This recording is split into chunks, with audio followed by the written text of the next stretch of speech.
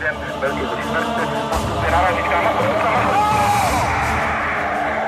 Dobre vieme, čo sa v týchto chvíľach deje u nás doma, vážení diváci. Panenka. Gól! Sme majstri Európy! Augusta, podpořili nový gól! Teď by to chtělo vydržet. Jarmila a Stáňo. Přepište dějiny, Česká republika vyhrá!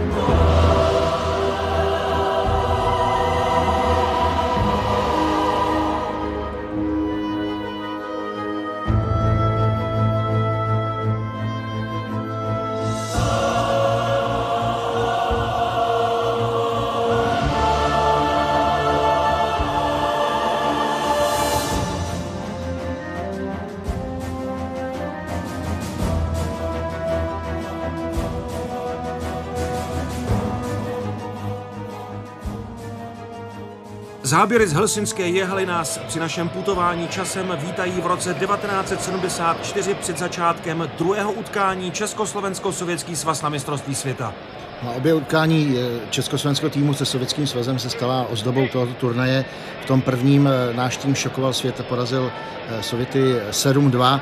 A tady v tom zápase se vlastně rozhodovalo o tom, kdo nakonec bude mistr světa. Bylo to do té doby naše nejvyšší vítězství nad sbornou. Oba týmy vstupovaly do svého druhého souboje s počtem 14 bodů. Vladimír Martinec jako nejproduktivnější hráč v elitní pětce za Borisem Michajlovem a Alexandrem Jakuševem ještě další dva hráči Československa, Václav Nedomanský a Ivan Hlinka.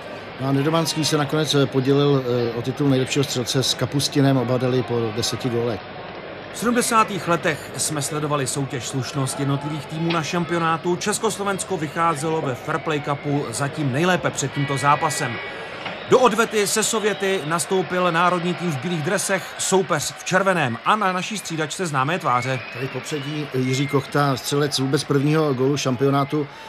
On hrál celkem 7 šampionátů a tady na tom toho příliš mnoho nenahrál. Putoval různě sestavou a tohle je Eduard Novák, který vlastně nebyl uvedený ani na soupisce. Sovětský tým vedl bývalý vynikající hokejista Vsevolod Bobrov, asistentem mu byl Boris Kulagin. V brance legendární Vladislav Treťák, jeho náhradník Sigelníkov se nedostal do hry.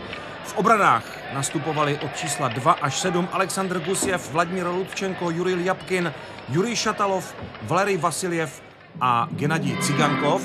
A v útocích potom se 17 další legenda Valerij Charlamov, Alexandr Jakušev, Sergej Kapustin, Vladimír Petrov, který byl ale zraněný a moc toho v tomto zápase nepředvedl, Vladimír Šadrin, Vyacheslav Anisin, Alexandr Bodunov nehrál, kapitán Boris Michajlov samozřejmě ano, stejně jako Alexandr Malcev, Jurij Lebeděv a Vladimír Repněv. Oba týmy točili kompletní 3 pětky s tím, že do naší sestavy se zapojil 10. útočník stejně jako do té sovětské. V brance československého národního týmu s číslem 2 Jiří Holeček, jeho náhradníkem na tomto šampionátu pardubický golman Jiří Crha. V obranách František Pospíšil, Jiří Bubla, Jan Suchý, Miroslav Dvořák, Oldřich Machač, který nastoupil v den svých 28. narozenin, Milan Kužela a Jiří Neubauer. V útocích potom nastupovali Jiří Holík, Bohuslav Šťastný, Josef Augusta, Vladimír Vajt, Václav Nedomanský, Richard Farda, Ivan Hlinka, Josef Paleček, Vladimír Martinec, Bohuslav Eberman. Mužstvo poprvé na šampionátu vedla nová trenérská dvojice Karel Gut a Jan Starší. Kolem brankoviště Jiřího Holečka se pomalu shromažďuje nejstarší tým tohoto šampionátu, který ale výborně zahrál první kolo. Hlavními rozhodčími utkání byli Josef Kompala z Německa a Frank Larsen ze Spojených států. To byl nejvytíženější rozhodčí celého turnaje, pískal 10 zápasů a Kompala zasáhl do 8. Larsen pískal skoro všechna utkání československého týmu na mistrovství světa 1974. V brance národního mužstva Jiří Holeček. Jednotlivé obrany byly složeny klasickým způsobem, to znamená Machač s Pospíšilem, Bubla s Kuželou a Suchý hrál s plzeňským bekem Neubauerem. Útoky Paleček, Nedomanský, Jiří Holík, Martinec, Farda, Bohuslav Šťastný, Eberman, Hlinka, Augusta. Do hry byl připraven zasáhnout také velký talent Vladimír Vajt. Sovětský tým nemohl plně využít Vladimíra Petrova v centru první řady. Sovětská 16 byla zraněná a tak nastoupila pouze na několik střídání v tomto duelu Alexandr Malcev s číslem 10 proti Nedomanskému. Malcev byl na spolupráci s Michalovem a Charlavovem zvyklý ze začátku 70. let. Začalo utkání, které mělo určit nového mistra světa v roce 1974 a do první akce se žene Michailov. Zastavuje ho Pospíšil, ale od začátku sovětský tým nasazuje ostrý forechecking. Vasiljev se vysouvá až za naší bránu a tam pomáhá Bohuslav Šťastný s eliminací prvního sovětského útoku. Machač se nedostal ven z pásma a je tu další sovětský nápor, který vede Malcev zastavený důraznou obranou. Omlouváme občasné výpadky, které jsou způsobeny rozdílem mezi rokem 1974 a moderní digitální érou. Československý tým poprvé střídá a do boje místo nedomanského formace půjde Fardova trojka s Martincem a Bohuslavem Šťastným. Holeček má první práci a také Sověti pomalu začínají střídat. Bohuslav Šťastný nezastavil akci, ale po něm už Holeček před Malcevem ještě udržel kotouč. A tady je legendární Fakír, dlouholetý brankář reprezentace v 70. letech, který to na Rusy hodně uměl. Měl je dokonale přečtené, uměl číst jejich hru a navíc měl takový akrobatický styl, takže na tu jejich kombinaci mu pomáhaly někdy neuvěřitelné zákroky. Bylo to dáno i tím, že měl velký kloubní rozsah, něco, co měl později třeba Dominik Hašek. Holeček měl respekt sovětských hokejistů za výsledky, kterých dosahoval pravidelně i v těch nejdůležitějších zápasech a v první polovině tohoto utkání v Helsinkách se opět převedl ve výborné formě, kterou Sověty trápil už v tom prvním vzájemném utkání. Vladimír Martinec najíždí proti Cigankovovi, ten ho ale zastavuje a sovětský tým zakládá rychlou protiakci. Na Sovětech byla velmi znát od prvních sekund touha odčinit ten debakl 2-7, na který náš soupeř nebyl zvyklý a který skutečně velmi překvapil nejenom hokejový svět, ale všechny pozorovatele světového šampionátu v roce 1974. Lebeděv obchází Milana Kuželu, slovenský obránce je zpátky na svém stanovišti před brankou. Jakušev se hledá pozici, ale nakonec Holeček nemusel zasahovat a Martinec obrací hru. Najíždí mu Farda na pravé straně, Martinec zatím postupuje sám. Jeho přihrávka na Bohuslava Šťastného a teď pozor, Cigankov trefil Martince ostrým úderem své paže. Martinec zůstává ležet otřesený na ledě, Cigankov se diví, já jsem nic neprovedl, já jsem jenom dohrál soupeře, ale opakovaný záběr usvědčí Cigankova z brutálního nájezdu do Vladimíra Martince. Ruka vystřelila proti obličeji československého útočníka, který zůstává stále ležet na ledě. My se Sověti hodně soustředili na Martince, byl to jeden z našich nejlepších hráčů, vybroušený technik a v tomhle zápase jim šlo o všechno. Nastoupili hodně z hurta, bylo to vidět už v těch prvních minutách. Forčekovali a hráli hodně tvrdě, což našemu týmu tehdy příliš nevyhovovalo. Martinec si měl hledět obránce, který zakládal sovětský protiútok, ale byl sestřelen hned po svém prvním střídání a nemohl pokračovat. Ukazuje ještě rozhodčímu Kompalovi krvavé zranění a nakonec z toho je 5minutový trest pro Gennadije Cigankova. Martinec ale nemohl v zápase pokračovat a pravděpodobně tento moment ho připravil o trofej nejproduktivnějšího hráče mistrovství světa. Martinec si sedl do druhé řady a nepokračoval zatím v tomto zápase. Československý tým bude hrát přesilovku a na to se teď střídačka soustředila. Boris Michailov je zpátky na ledě. Takže Boris Kulagin a Vsevolod Bobrov ještě nepustili do hry třetí formaci. Oslabení na začátku zápasu. Hlinka s Augustou a Ebermanem rozehrají přesilovku. Hlinka ale prohrál buly a Sověti vyhazují. V podstatě tak, jak končili ten první nepovedený zápas, tak Sověti rozehráli i tohle utkání. V tom předchozím duelu totiž velice nevybíravě zranili Jiřího Holíka. Tady je Ludčenko, to je na rozdíl od Cigankova, který fauloval před chvílí. Martince patřil k těm slušnějším hráčům v sovětském týmu. Mimochodem později dlouholetý scout New York Rangers. Hlinkova formace při přesilovce, Suchý na modré čáře, ale ještě nevypálil. Hlinka si převzal kotouč a hledá Augustu na levém křídle, Treťák připraven. a Vasiljev se snaží vyhodit. Nepovedlo se mu to, Eberman zastavuje hru. Ještě v útočném pásmu a podstupuje další souboj s Vasiljevem. Hlinka si vybral špatnou stranu a Michailov vyváží puk a posílá ho do bezpečí daleko od Treťjakovovy brány. Tam je s číslem 5 plzeňský obránce Jiří Neubauer, přenechává Hlinkovi. Střídání poněkud delší než 40 sekund. Hlinkova formace dostává v početní převaze ještě možnost zavést kotouč k Treťjakovově bráně. To se povedlo, ale první je u kotouče Ludčenko, nepodařilo se mu ale vyhodit. Československý tým už ale začal střídat. A tak už je na ledě se 16 Josef Paleček. A teď bude moci Karel Gut dokončit výměnu svých hráčů. Boris Michalov s 13 projel kolem našich hráčů. V oslabení strávil na ledě hodně času. A teď už si puk bere první centr mužstva Václav Nedomanský.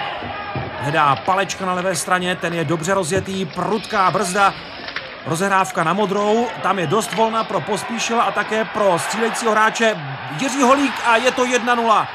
Čas 3:20, Jiří Holík využívá přesilovku, nadějný začátek v souboji o titul mistra světa. Byl to začátek říše snů pro náš tým. Jiří Holík tímhle golem trošku zahojil ty bolesti po zranění v prvním vzájemném zápase. Před zápasem ho bolela hlava a vůbec nevěděl, jestli nastoupí. A přitom směl brát jenom acylpirin, žádné jiné utišující prostředky nebyly povoleny, s tím, že tohle mistrovství ještě navíc provázely dopingové skandály a byla tu určitá obava, aby použití jiných medikamentů nezpůsobilo nějaký disciplinární problém. K tomu se ještě dostaneme. Teď je tu ale nadějný start a Václav Nedomanský zůstává na ledě, tentokrát proti Šadrinovi. Pospíšil. A znovu Václav Nedomanský, který tak dobře rozehrál gólovou akci. Jiří Holík. Tentokrát neudržel puk, ale Sovětům se nepodařilo vyhodit. Pospíšil na modré čáře. Znovu Jiří Holík. Souboj se dvěma soupeři, ztratil puk. A na ledě zpátky Ivan Hlinka.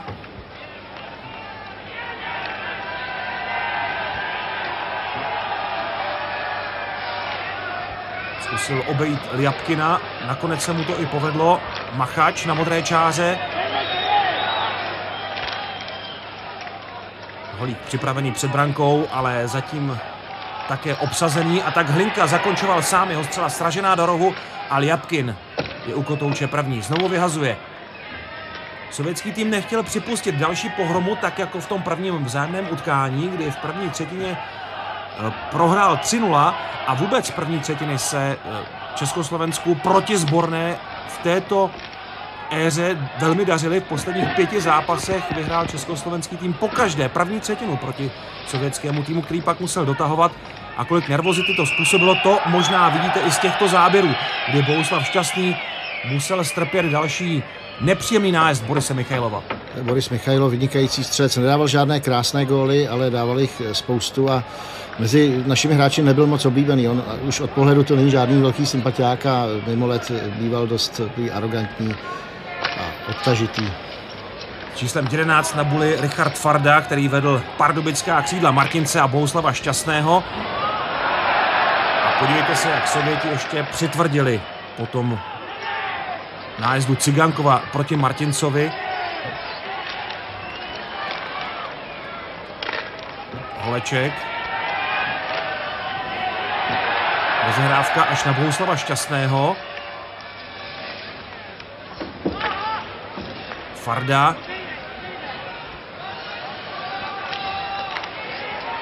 A Vladimír Martinec zatím zůstává na střídačce po tom otřesu,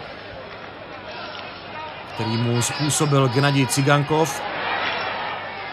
Nápady pardubického lišáka možná i v těchto chvílích v početní převaze chyběly na ledě. Nedomanský, Jiří Holík, Farda snažili se nějak proniknout do útočného pásma, snažili se vymyslet nějakou chytrou přihrávku, nějaké překvapení pro soupeře, ale šlo to velmi stuha.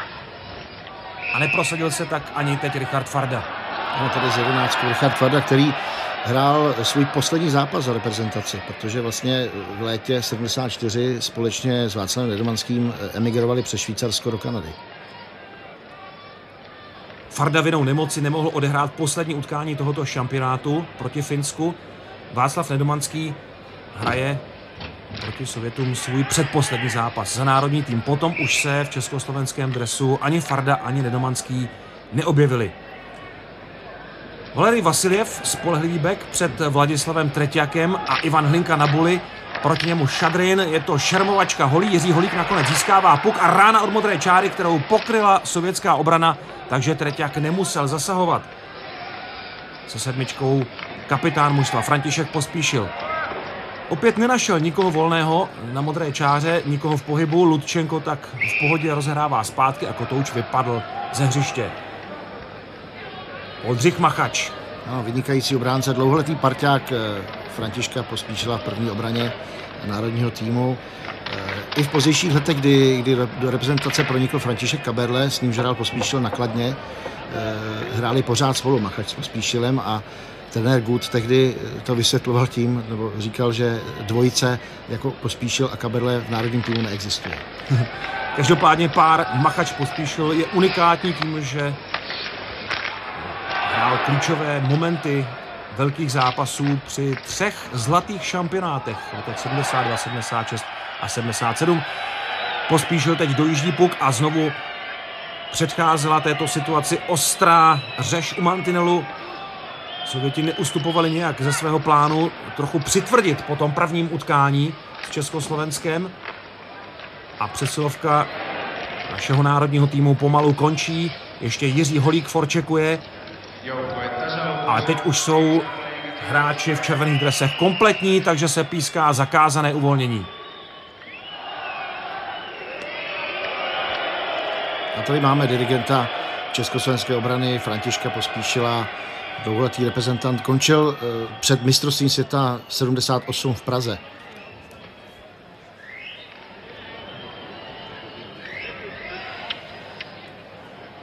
Druhou obrannou dvojici tohoto výběru vytvořili Jiří Bubla a Milan Kužela, tedy litvínovsko-bratislavský pár. Richard Farda na buli, proti němu Vladimír Repněv, Bohuslav Šťastný pálí a Palečka vidíme znovu na pravém křídle. Vladimír Martinec už se do zápasu nevrátil a byla to velká škoda a velká újma pro ofenzivu československého mužstva.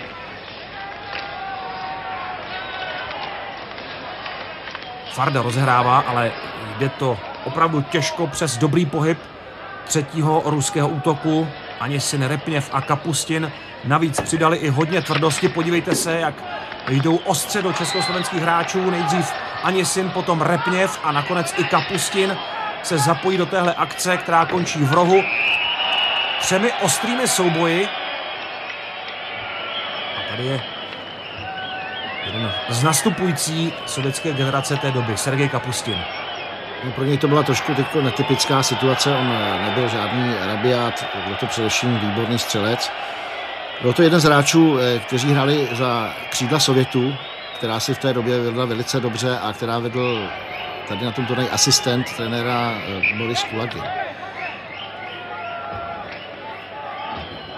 Československý tým stále vede 1-0 v zápase, který s velkou pravděpodobností určí mistra světa v roce 1974. Neubauer má puk za bránou. Předávka na Augustu, ten je ostře atakován opět v rohu.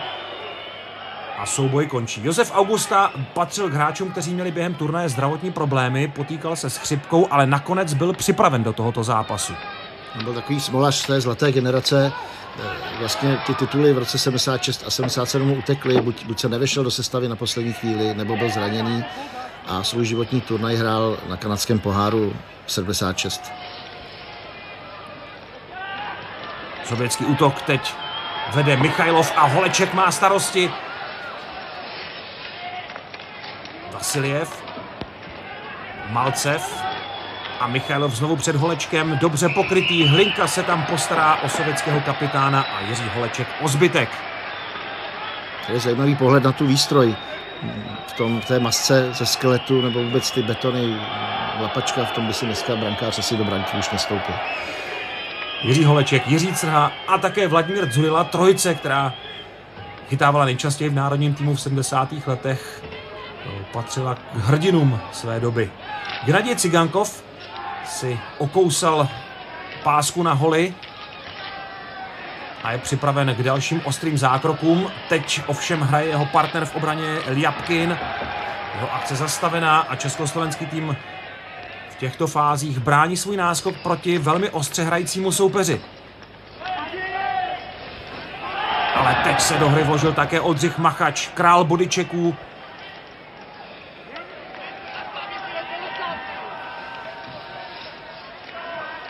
František Pospíšil hledá nejlepší řešení, tak jako vždy. Nedomanský. Nikdo ze spoluhráčů v palebném postavení a protiútok vede Jakušev přes modrou čáru. Dobře na něj vystartoval Pospíšil. V akci ještě pokračuje Ljapkin. Jakušev a Holeček zasahuje. Šadrin zastavuje ho Pospíšil. Machač. Předávka před branku a Jiří Holík může vyvést kotouč, ale je rychle atakován Šadrinem a Sověti opět obracejí hru. Jakušev na Šadrina. Znovu dobře Machač. Mantinelu a poté sražený soupeřem. Anisin. Technicky výtečně připravený hráč, ale tentokrát se neprosadil a tady je plzeňský Express. Bohuslav Eberman vypálil a Treťák zasahuje. Znovu Anisin. Mířil si to mezi 3 soupeře, neměl šanci. Teď znovu Eberman, ani on neuspěl v podobné situaci. A Paleček posílá puk až k Treťákovi. Ludčenko. Bubla. Kužela se mu snaží zajistit klid pro rozehrávku. Jurij Šatalov.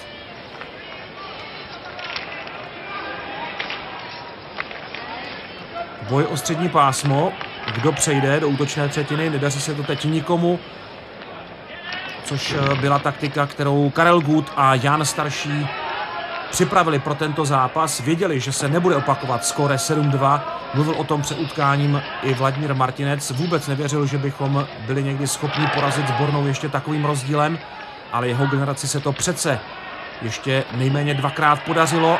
Ovšem v pozdějších letech. Teď dobrá situace pro Fardu. Fardova střela Treťák.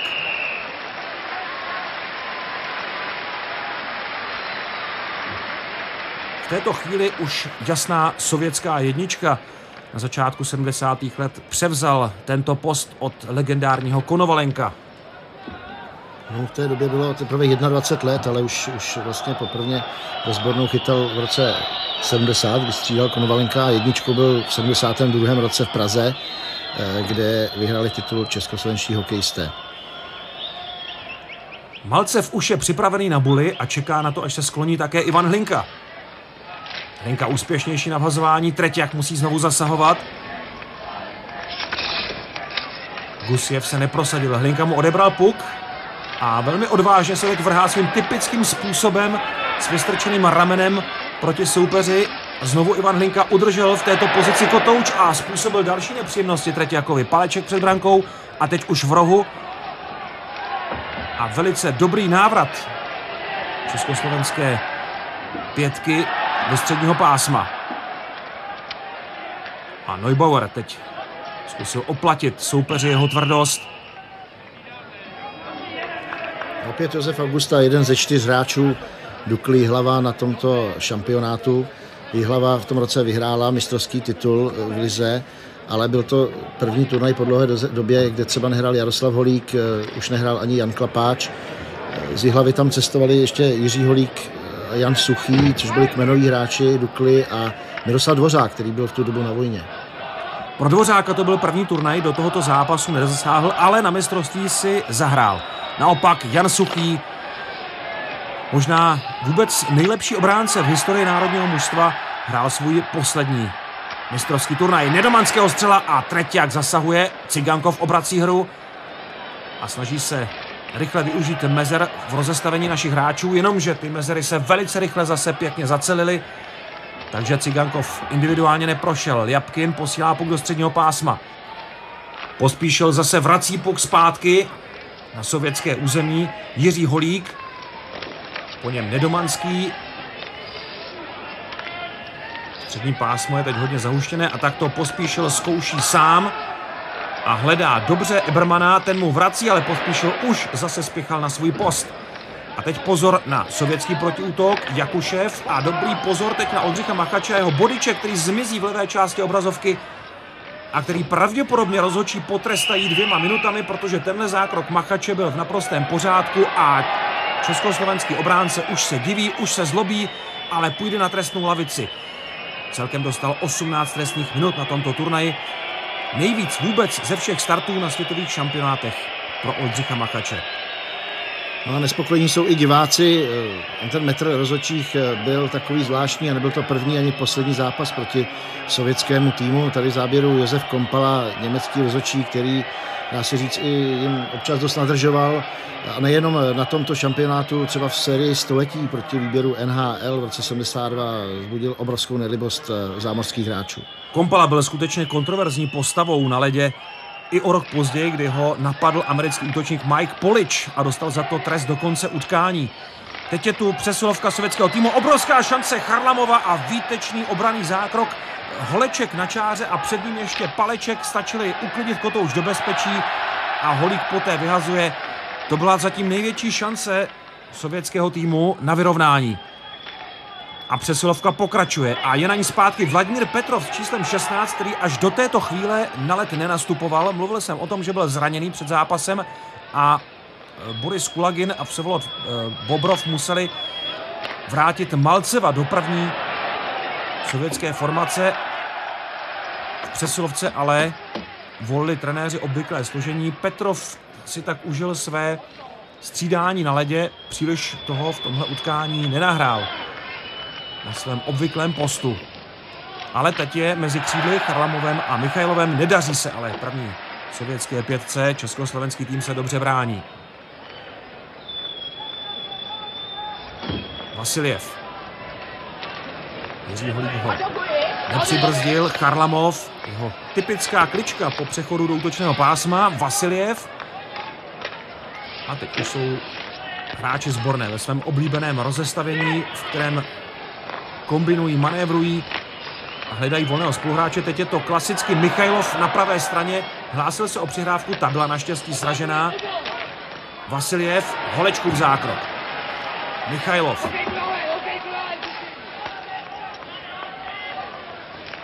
Hledal pro změnu Charlamova, možná Petrova až u tyčky, ale opět pozorná obrana našeho národního týmu. Ivan Hlinka naskočil do hry, Charlamov ještě zůstává, stejně tak i Petrov. Jeho dělovka, kterou ale nepustil k bráně, Pospíšil.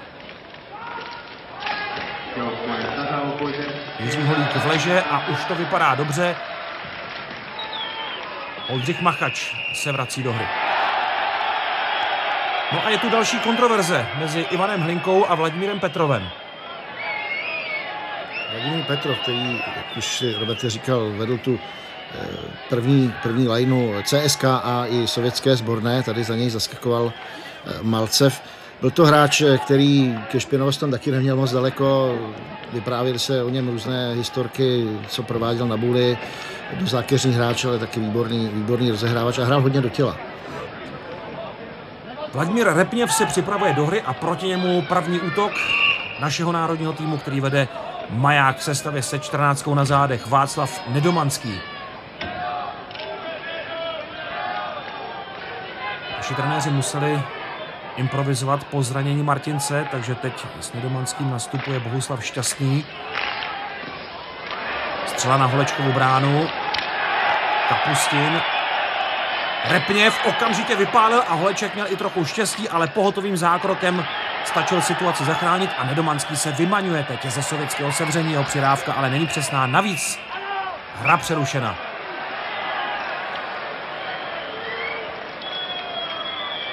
Pět minut a 6 sekund do konce první třetiny. Udržet stav 1-0 je klíčové, ale nakonec to bude ještě s komplikacemi, protože Oldřich Machač se vrací na trestnou lavici za další faul. Říkal jsem, že na tomhle mistrovství dostal nejvíc trestných minut v kariéře.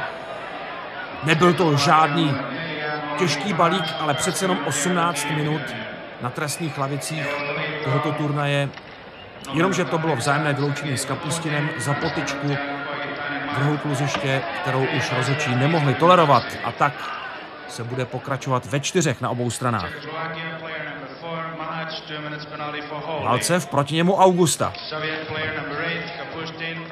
Úspěšnější sovětský útočník, který byl schopen zastat jakýkoliv post, nejenom ve středu útoku, jako v tomto zápasu, ale i na křídlech. A díky této univerzálnosti patřil k nejlepším útočníkům své doby na světě. Suchý. Jeho typický výlet za branku, jeden z posledních v národním týmu. Přihrávka zpátky, Neubauerovi utíká puk.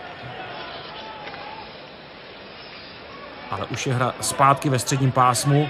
Augusta prodloužil až před Treťjaka a tam hraje Ljapkin. A Suchý už je zpátky na svém místě. Nepíská se zakázané uvolnění k nevoli diváků i našich hráčů. Malcev může pokračovat v akci, Neubauer s ním má spoustu starostí. Malcev ukazuje, jak skvěle technicky připraveným hráčem byl. Ljapkin, znovu Malcev. Jakušev se mu staví do pozice a výtečný Holečkův zákrok proti Malcevovi. Znovu Jakušev. Cigankov na modré čáře, zblokovaná střela. Sovětský tým chtěl za každou cenu ještě do konce první třetiny vyrovnat. Další šance Jakušev a výtečný obranný zákrok Suchého i Neubauera. 3 hráči teď postupně napadali do přihrávek, případně střel. No a Jan Suchý, ten patřil k mistrům v tomto oboru. Hrál tady svůj poslední šampionát, vrátil se do reprezentace vlastně po přestávce. On měl autonehodu 2 roky předtím, a při které zemřel člověk a musel do vězení. On tehdy se tomu ani nechtěl vyhnout. On říkal, že nebude trpět žádná privilegia, že si to klidně odsedí. Přišel tak o zlato v Praze v roce 1972, ale na tom přelomu 60. a 70. let byl vynikající obránce. Tady už byl trošku pán v letech. A také v helmě, což je trošku nezvyk. Nemáme moc záběrů Jana Suchého, kde by byl takto vyzbrojen. Nemáme žádné záběry s cigaretou, která k němu mimo let neodmyslitelně patřila. On byl, potvrdí, že byl jediný hráč, který měl oficiálně povoleno kouřit v národním týmu. A bylo jich tam samozřejmě víc těch kuřáků. A když už jsme u těchto neřestí, tak tento šampionát byl jako vůbec první poznamenán 2 dopingovými případy, které ovlivnily výsledky turnaje. No, byl ta aféra kolem finského brankáře Stiga Vecla, kvůli které vlastně byl kontumován první zápas československého týmu s Finskem, který československý tým prohrál. A díky tomu zůstal neporažen po první části turnaje. Ano, a tím druhým hříšníkem byl švédský útočník Ulf Nilsson. Oba měli pozitivní nález na efedrin, který obsahoval jakýsi lék na nachlazení. A ty skandály provázely celý turnaj, bylo jich tam i víc. Dalším bylo třeba, že Švédové pohrozili odjezdem domů, protože nosili na přilbách reklamu automobilky Volvo, což podle IČF nebylo povolené nebo neodpovídalo jakýmsi smlouvám. Nakonec se to celé tedy nějak zahladilo a byl klid, ale turnaj provázelo hodně takových nepříjemných událostí. A těch nachlazení a zdravotních problémů bylo víc i v československém týmu. Už jsme o tom mluvili, zdravotní problémy měli Josef Augusta, Jiří Holík, po tomhle zápase Vladimír Martinec a také Jiří Holeček. Na trestných lavicích stále zůstávají Sergej Kapustin a Oldřich Machač. Sledujeme hru ve 4. Bohuslav Šťastný zůstal z té pardubické dvojky jako trosečník, ale i tak mohl ukázat své umění, které dával ve prospěch nejen pardubického, ale i československého hokeje v 70. letech. Jestli jste si všimli jeho přilby ABC, to byl tehdy takový módní výstřelek od švédské firmy, mělo to několik našich hráčů, myslím, že i Jiří Holík, Vladimír Martinec. Byl to možná poslední turnaj, kde se nehrál ještě v jednotných přilbách. Ano, československý tým měl trošku strakaté hlavy na tomhle turnaji, ale bylo to naposled, protože o rok později už ta barva byla skutečně jednotná, ale třeba hokejisté Polska na mistrovství světa v Katovicích ještě měli celkem 5 různých vybarvení svých přileb. Sovětský tým se teď nemůže dostat před Holečka, nemůže pokračovat v náporu, kterým by chtěl srovnat skóre. 2,5 minuty před koncem první třetiny. Bez ohledu na naše trošku nevážné poznámky, to je velmi důležitý zápas a Holeček v něm chytá opět spolehlivě. Kapustin se vrátil z trestné lavice a mířil rovnou k bráně, kde ho ale zastavila naše hlavní opora.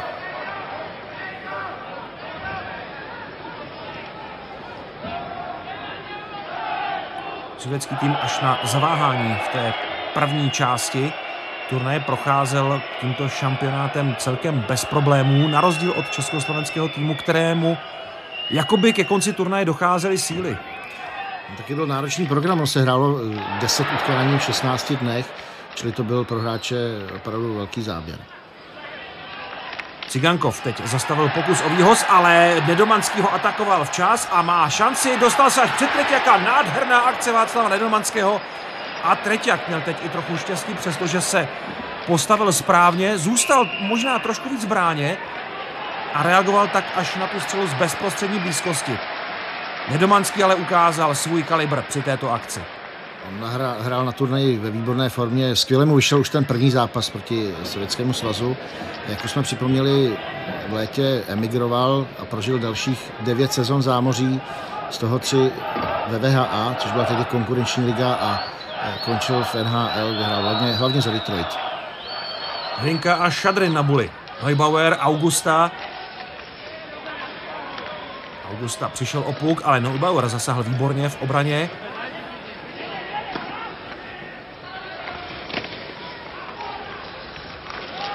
A teď zase sovětské problémy a šance pro Hlinku. Treťjak vyráží jeho střelu.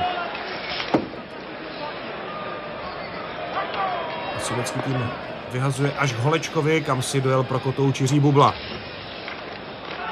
Hlinka, litvinovská dvojička, samozřejmě pohromadě na ledě. Tuto zbraň využívali trenéři v 70. letech velmi rádi.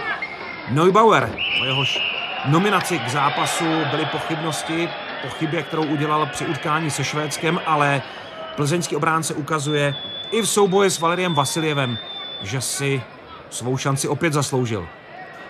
No, Vasiljev to byl dynamovec, hráč Dynama Moskva. Po Michajlovi, když skončil Michajlov, dlouholetý kapitán sborné. A na tomto turnaji, ačkoliv byl teprve 40 let, byl už podruhé zvolen do All-Stars týmu turnaje. Hrál výborně, možná jste si na zátilku jeho helmy všimli iniciálů VV,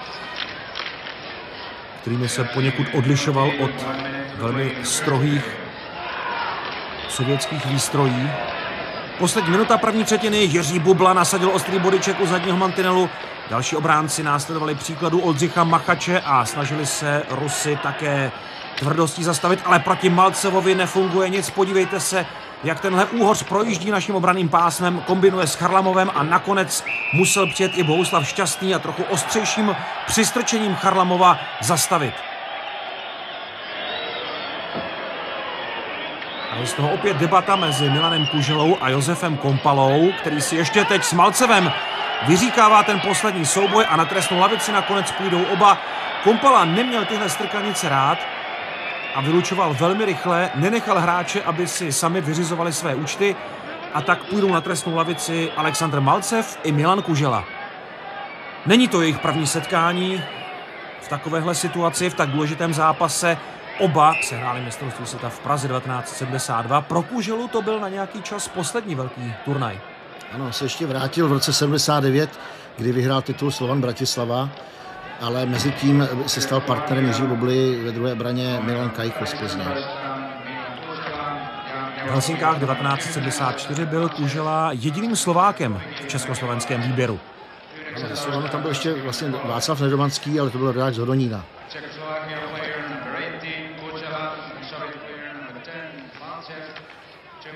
Obranná dvojice Machač Pospíšil teď hlídkuje u modré čáry a Sověti se snaží opět proniknout. Pospíšil je zastavuje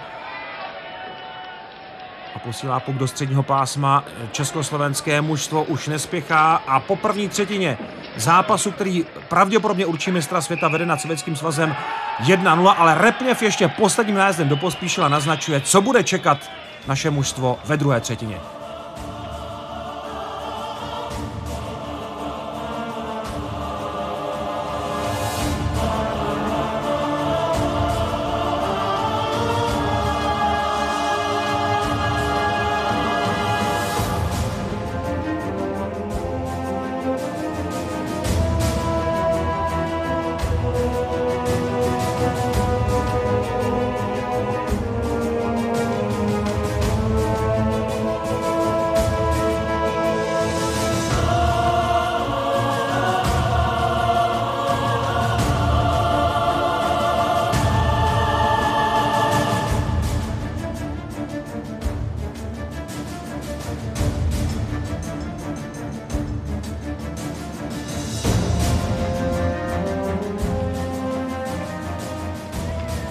Za stavu 1-0 začíná druhá třetina utkání Československo-Sovětský svaz ve druhém kole mistrovství světa 1974 v Helsinkách.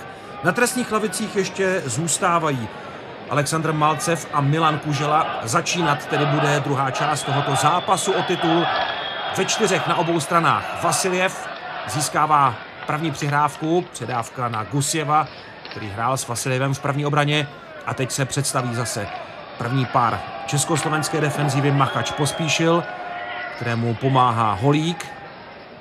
Pospíšil, Nedomanský si přijel pro puk a jeho klasická rozhrávka přes střední pásmo. Nakonec ale zkusil vypálit, protože pětka není kompletní a tak Nedomanský neměl rozjetého hráče na pravé straně. Jiří Holík, ten zase uměl skvěle kličku na obě strany, trošku delší, ale kličku, která se velice obtížně kryla při bruslarských schopnostech Jiřího Holíka. Podívejte se, jak prochází středním pásmem. Nedomanský. Ve dvou je ta steč opravdu nedostatečná a Sověti s ní nemají problémy. Nedomanský. Michailov ho zbavil kotouče a teď jsou naši protivníci v offsideu. Vasiljev nemohl pokračovat, ani Charlamov. Oldřich Machač dostal během zápasu několik fyzicky nepříjemných gratulací ke svým 28. narozeninám a poté poslední se mu 4 na dresu posunula ještě víc na pravé rameno než v první třetině.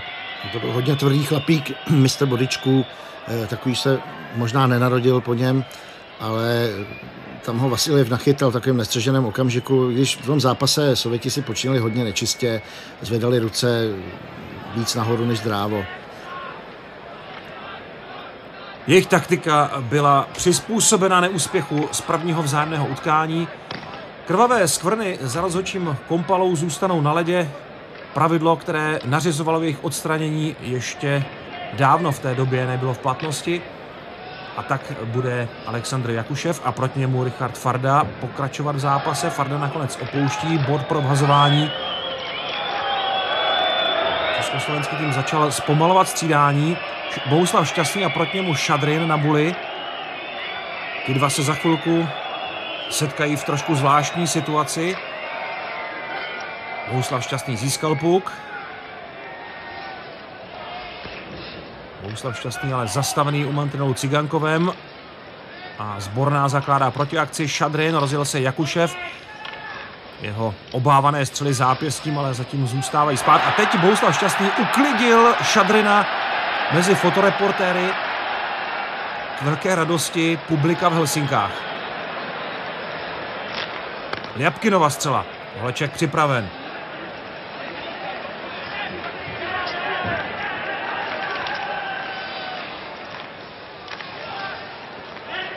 Znovu Jakušev.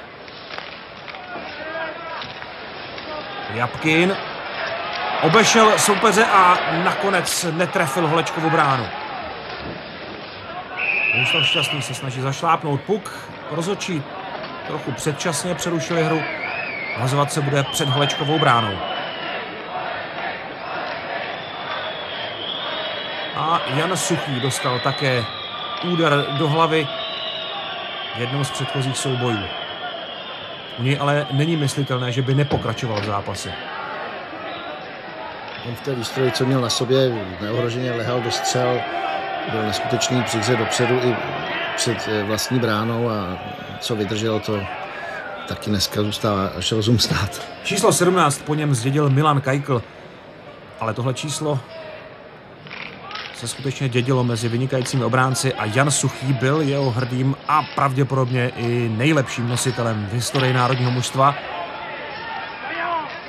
Co se týče obránců, Kapustin je zpátky na ledě. Kombinace třetího ruského útoku vede opět ke Kapustinovi. Anisin přihrávku nedostal, ale v akci ještě pokračuje Repněv. Dobře zapracoval Augusta na modré čáře. Červený tým musí zpátky do vlastního obranného pásma, kde forčekuje Hlinka. Kapustin si ale výrady, jenomže individuálně projít nemůže, to jde velmi těžko a Jan Suchý posílá puk modré čáře. Tam je ale znovu Kapustin, který z otočky okamžitě vypálil, netrefil bránu. Hlinka s Augustou teď na ledě forčekují proti sovětským obráncům. Kapustin. Hlinka posílá puk zpátky za sovětskou bránu a Augusta v souboji s obráncem Šatalovem. Jurij Šatalov, to je obránce, který se ve sborné moc neohřál. On se myhl v sérii století v roce 72, ale Helsinki to byl jeho jediný velký turnaj, možná i proto, že byl z křídel Sovětů a ne z CSKA a i na tu dobu byl na beka dost malý, 173 cm. A spolu s ním vystřídal také Vladimíra Repněv. I pro něj to bylo jediné mistrovství světa, plus jeden kanadský pohár v roce 76. Nedomanský vyhrál boli Machačpálí a po dlouhé době práce pro Vladislava Treťjaka. Michajlov ale obrací hru. Vasiljev. V souboji s Machačem Vasiljev opět přitlačil brněnského obránce na mantinel a na ledě se objevuje s číslem 23 Vladimír Vajt. Benjamínek tohoto mužstva, který původně naskakoval v první formaci s Holíkem a Nedomanským, v tomto utkání ovšem nahradil Palečka, kterému se vedlo méně na postu Vladimíra Martince. Nedomanského střela a Treťjak vyráží. Gusjev. Michajlov jenom k Holíkovi, ale akce ještě pokračuje. Michajlov už ale ve středním pásmu.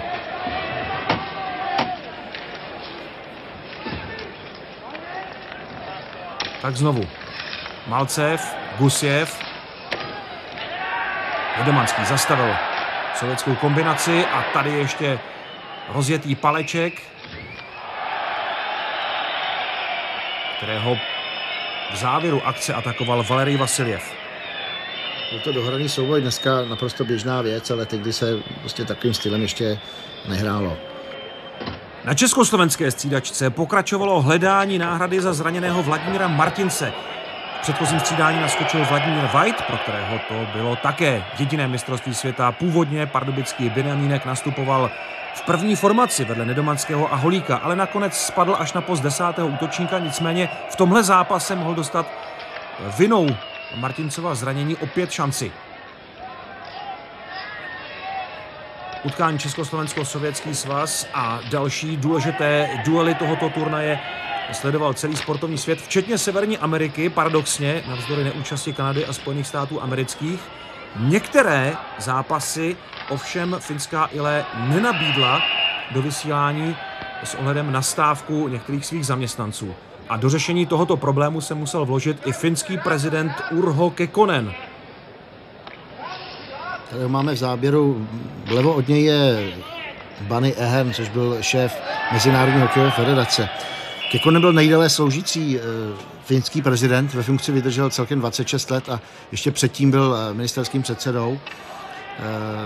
Byl třeba iniciátorem Helsinské konference v roce 69 a také se hodně probíraly jeho vztahy se Sovětským svazem a později vyšlo najevo, že už od roku 1947 byl agentem tajné služby KGB. Nicméně ve Finsku byl velmi populární, viděli jsme ho v záběru ve věku 74 let a právě jeho záruky vyřešili problém se stávkujícími televizními pracovníky finské televizní společnosti ILE. Československý tým teď v náporu. Utkání se pomalu blíží k dovršení první poloviny hrací doby. Lebeděv neprosadil se přes Bohuslava Šťastného. Farda nepřešel přes Šadrina. Paleček. Znovu Farda. Atakuje ho Lebeděv. Farda dobře rozehrál. Na Milana Kuželu, ten pálí z velké dálky. Treťjak se pouze ohlédl. Nemusel zasahovat. Aleksandr Jakušev. Měl poněkud kolísavou formu, ale teď ukáže schopnost přejít přes jednoho, dva soupeře, až ten třetí ho zastavil. Farda jenom posunul kotouč do sovětské třetiny a hlásí se o střídání. Naskočil Eberman, k němu přijde Hlinka. Na ledě už je také Augusta, kompletní třetí formace národního týmu na tomto mistrovství světa. A spojení Hlinka-Eberman uplatnili trenéři i v pozdějších letech. na světových šampionátech. Eberman v souboji s Lepkinem a musí se trochu ohnat proti dotěrnému sovětskému bekovi. Tady je Bohuslav Eberman také v přilbě ABC, ale v modrém vydání. On po tom prvním šampionátu se trošku posunul v té hierarchii i paradoxně díky té emigraci Nedomanského s Fardou, kdy byli přibíráni další hráči, třeba mimochodem i Milan Nový, který už v té době zazářil v Jihlavě, pak se vrátil do Kladna, ale neměl vůbec pevné místo na tom týmu. Linka vyhrál buli pro Augustu, jeho střela ale minula sovětskou bránu a také tu protiútok, který ale končí nepřesným nahozením. Kotouč si bere suchý. Stahuje se k němu Kapustin. Eberman. Proti Kapustinovi se mu nepodařilo zastavit hru, zašlápnout puk. A tak hraje Ludčenko. Také on se později posunul do první sovětské pětky. Tady ještě nastupoval ve třetí formaci. Opět suchý, ale má problémy s tím vyhozením a Kapustin měl šanci, jenomže ji prováhal. Výborně ho zastavil Eberman, Repněv a ještě Anisin, dobře obsazený Augustou. Ludčenko, Neubauer na něj vystartoval a Holeček posílá puk za svou bránu. Eberman, a toho už vypadá lépe, Augusta ve středním pásmu už potřebuje vystřídat. Hlinka ještě forčekuje, ale také on půjde na hráčskou lavici. White je ve hře společně s Holíkem.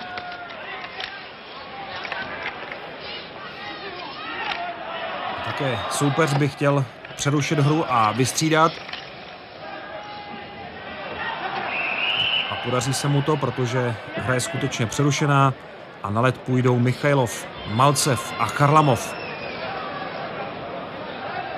Stále vede československý tým 1-0 a Jiří Kochta nervózně přešlapuje na naší střídačce.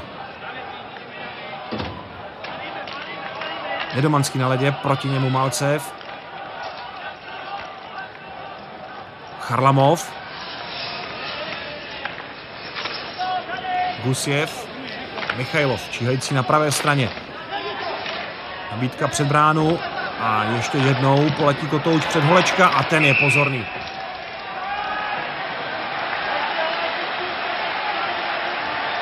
Holeček si stěžuje teď na ty údery Michailova, možná Malceva.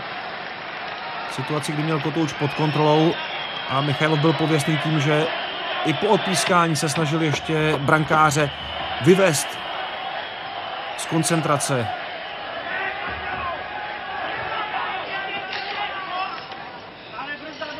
Charlamov. Znovu Michailov a Malcev. Michailov.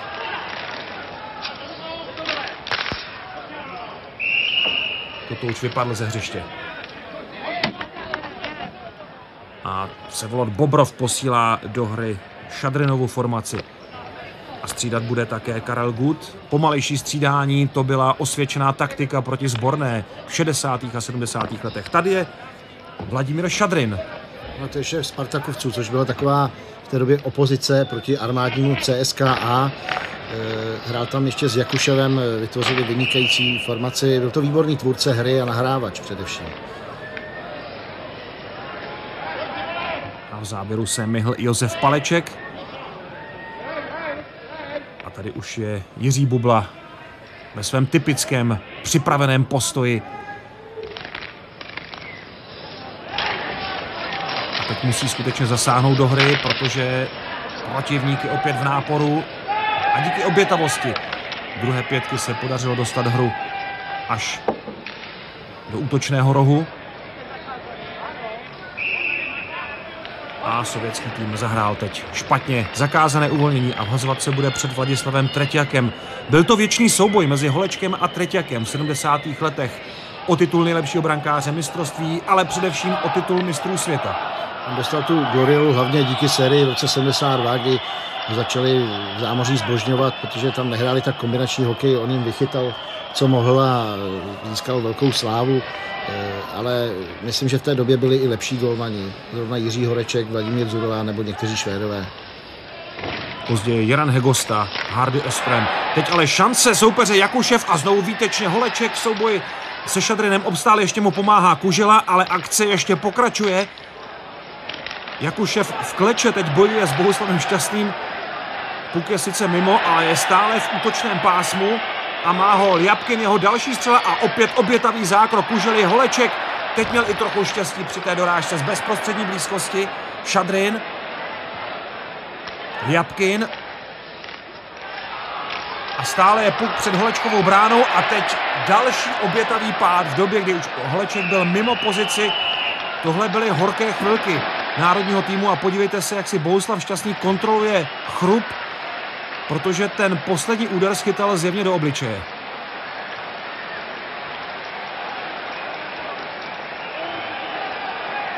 Obrovský nápor Šadrinovy formace. A postupně všichni hráči v bílých dresech napadali do střel. Bohuslav Šťastný, Milan Kužela, Jiří Bubla. Potom i Paleček, Farda se tam vrhal proti střelci.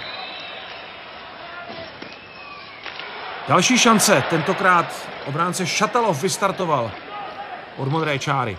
Augusta na Ebermana, toho ale zastavuje řízná sovětská obrana a okamžitě zakládá protiakci.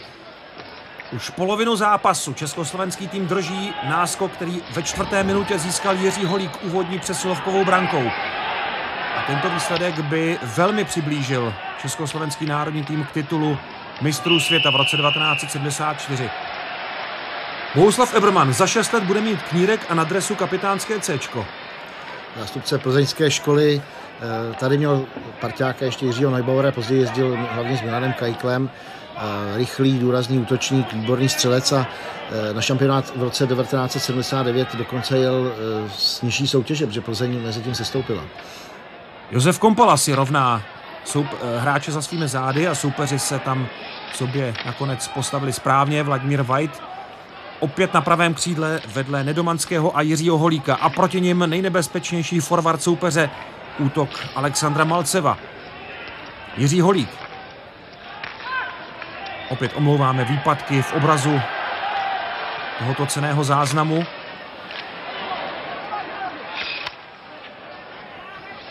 Vajt bude forčekovat. Machač. Dobře si pokryl Puk proti Malcevovi, zkusil backendem ohrozit Treťákovu bránu. Z druhé strany Pospíšil, ale to už se první pětka stáhla z útočného pásma a soupeř má volnou cestu k rozehrávce. Nevedl si ale přesně. Pospíšil, Machač a zakázané uvolnění po špatné rozehrávce. To byla ovšem výjimka. František Pospíšil patřil k nejlepším rozehrávačům své doby. A tady je Jiří Holík, zatím jediný střelec tohoto zápasu a rekordman v počtu reprezentačních startů. Stihl jich 319. Dlouho patřil i světový rekord. Jiří Holík začal jezdit na šampionátu už v roce 64 a končil v roce 1977. Byl to vynikající bránící hráč celoplošným bruslením, ale uměl samozřejmě střílet i branky. Měl obrovský akční rádius, už se tam několikrát viděl, jak třeba i bránil, zastupoval obránce před brankou a za chvíli byl na opačné straně. Barevnou helmu ABC teď na jeho postu nosí Bohuslav Šťastný, který v tomhle zápase schytal mnoho ran. Další teď u levého mantinelu, ale už je zpátky na bruslích, už zase pomáhá s obranou tak, jak mu to ukládala tehdejší taktika národního týmu s bránícím levým křídlem, které se Bohuslav Šťastný, jinak technicky výborně vybavený hráč, dokonale přizpůsobil. Zároveň ale nezapomínal na střelbu gólů a dal jich opravdu dost, i těch důležitých, proti tomuto soupeři v 70. letech. Josef Augusta už je na ledě. Farda ještě zůstává. Střelu z dálky má Treťák v lapačce a pouští rychle do hry Cigankov, Jakušev, Šadrin, Ljapkin, Holeček vyráží jeho střelu. Možnost pro dvojici Eberman Hlinka, ale přihrávka na Ivana Hlinku neprošla přes hůl obránce Cigankova.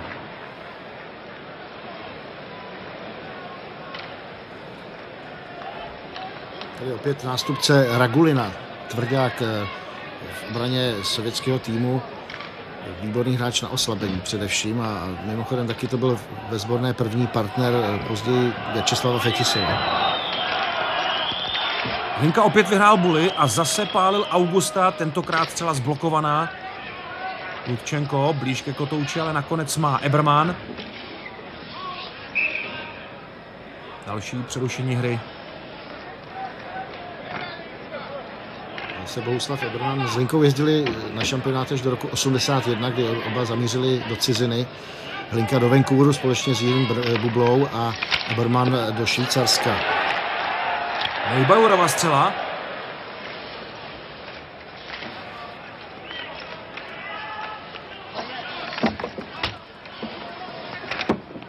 Hlinka ještě udržel útočné pásmo.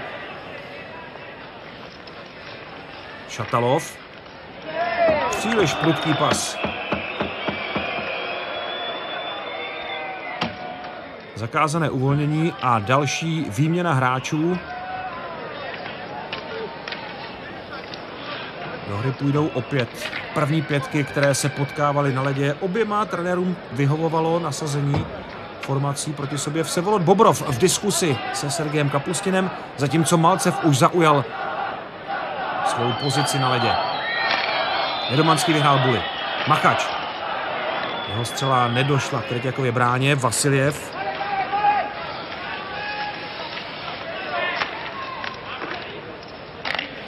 Pospíšil.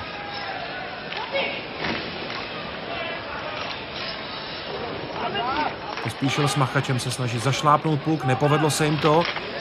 A Nedomanský se nedostal ven ze třetiny. Teď už ale hra přerušená. Je zajímavé, že František Pospíšil jako kapitán neměl Cčko, ale pásku kapitánskou.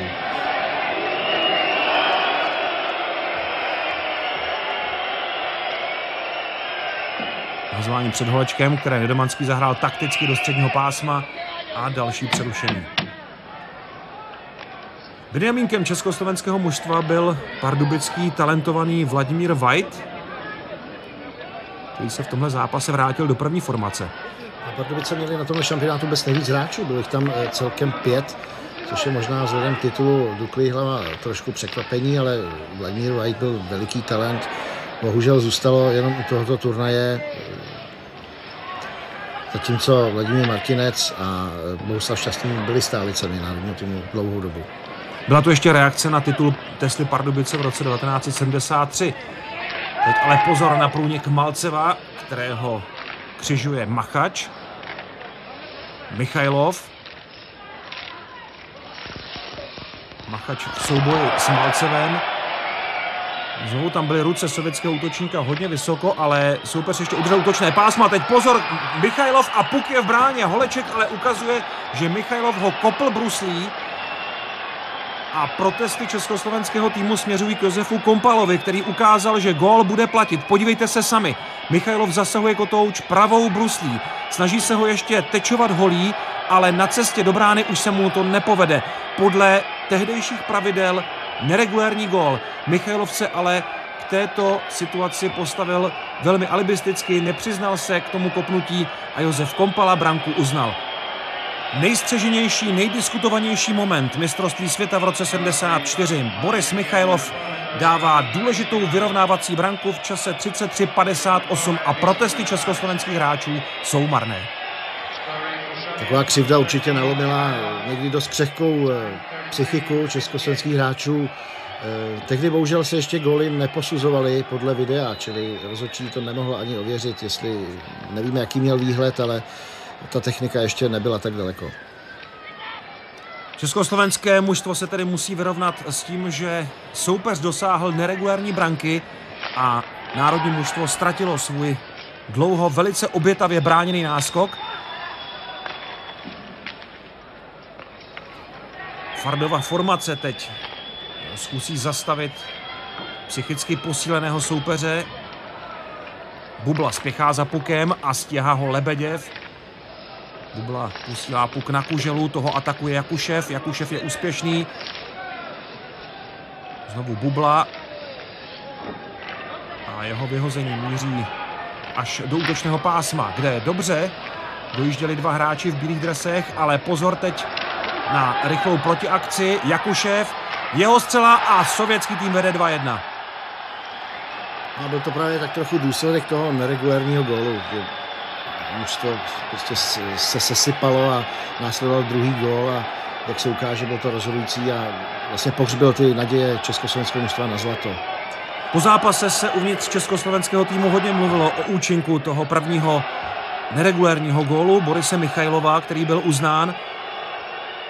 A ten důsledek přišel velmi rychle. Během jediné minuty ztratilo československé mužstvo svůj jednobrankový náskok.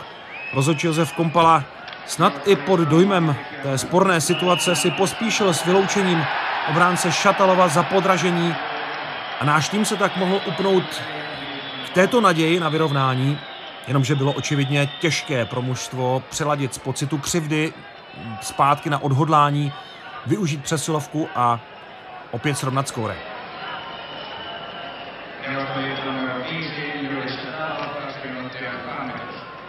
Tady se pomalu připravovali Hlinka s Augustou, ale výměna hráčů trvala trochu déle. Nakonec Karel Gút poslal do boje Jiřího Holíka. Vsevolod Bobrov vsadil na dvojici Ludčenko a Vasiljev.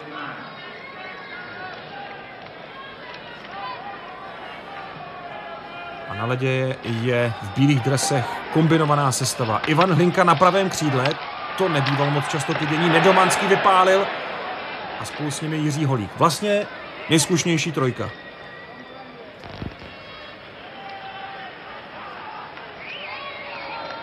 Nedomanský. V obraně samozřejmě Machač s Pospíšilem. Hlinka. Michailov. Opět poslaný na oslabení. Obětavým pádem teď posunul hru. Hlinka s Nedomanským. Rozjížděli docela podobně své útočné akce. Rozhrávka na Machače. Hlinka, proti němu Vasiljev. Hlinka hledá Jiřího Holíka na levém křídle. Ten vrací zpátky Pospíšilovi. Machač. Machačova střela, kterou zastavil Vasiljev.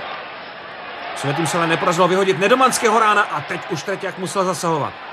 Jiří Holík, teď je dva sovětští hráči v kolizi, ale dokázali se včas srovnat. Malcev už stojí proti Pospíšilovi, Michailov proti Machačovi, šance pro Holíka a teď byl Treťák velmi přesný při zákroku. A na druhou stranu už spěchají Malcev s Michailovem, ale spíš šetří čas, než že by chtěli ohrozit přímo Holečkovu bránu. Ta přesilovka zkušených, tedy trojice Hlinka, Nedomanský, Holík, byla velmi nebezpečná. Pospíšil. Holík. Machač. Pospíšil. Chtěl ještě vylepšit situaci, ale nakonec jeho přihrávku zastavuje Jakušev. Hlinka na chvilku odebral Jakuševovi puk. Ten ale stihl rozhrát a je tu šance při oslabení pro Šadrina. Pozorný Holeček a už poněkud pomaleji bruslící Nedomanský má za sebou dlouhé střídání, ale ještě rozjede jednu akci v přesilovce.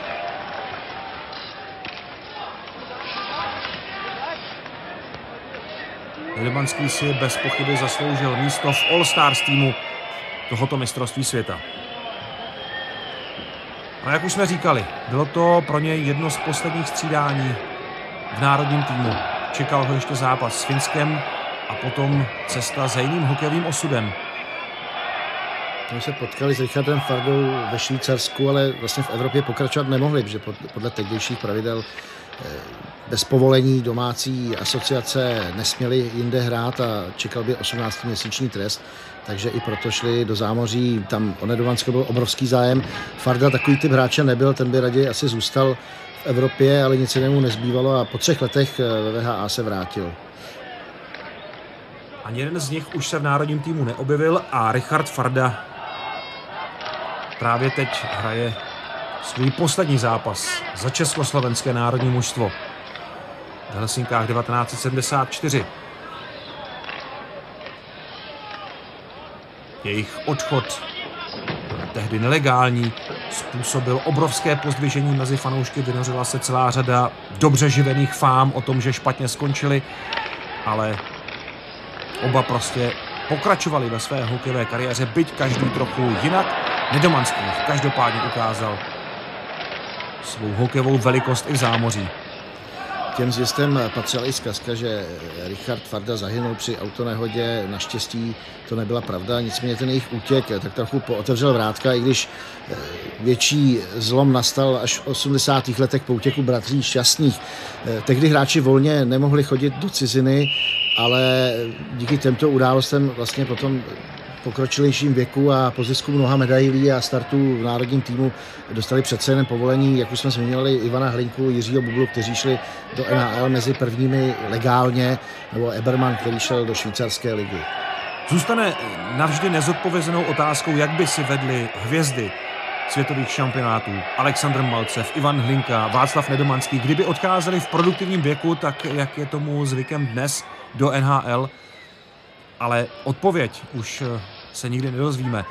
Buďme rádi za to, že tihle borci se tak skvěle prezentovali právě v zápasech národního týmu na mistrovství světa. Tak je otázka, jak by vypadal národní tým, protože Švédům třeba, kteří odcházet mohli, nebo Finům, ty odchody dost uškodily.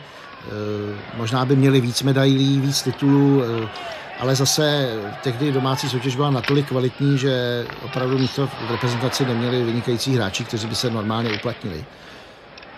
Na ledě je znovu Malcevova formace, které vzdoruje teď Hlinkův útok. Suchý se pokusil vysunout, Michailov si bere puk.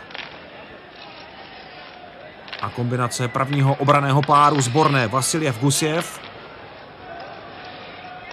Charlamov si najel na přihrávku, proti němu Suchý, souboj dvou 17. Holeček zasahuje ještě Charlamov na Malceva a ten dává gól na 3-1. Definitivní zlom a obrat zápasu dokonala první sovětská formace. Velký podíl na gólu má Valerij Charlamov a Malcev tak tedy uplatnil toto staronové složení prvního útoku Zborné, která skórovala dvakrát v této třetině a v tomto zápase. A byl to jeden z 213 gólů, které Malcev za Sborou nastřílel, což je dodnes platný rekord bývalého útočníka Dynama Moskva.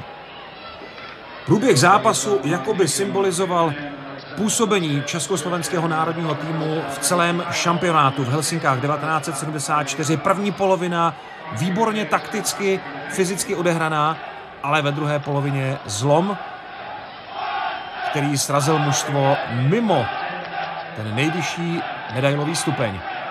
Poslední sekundy druhé třetiny, ještě pokusy první formace, White ale přihrávku nedostal, Jakušev, zadovka zpátky a takhle už Zbornou známe v situaci, kdy vede o gól nebo ještě lépe o 2. Poslední sekundy druhé třetiny, která určila osud nejen tohoto zápasu, ale i celého mistrovství světa.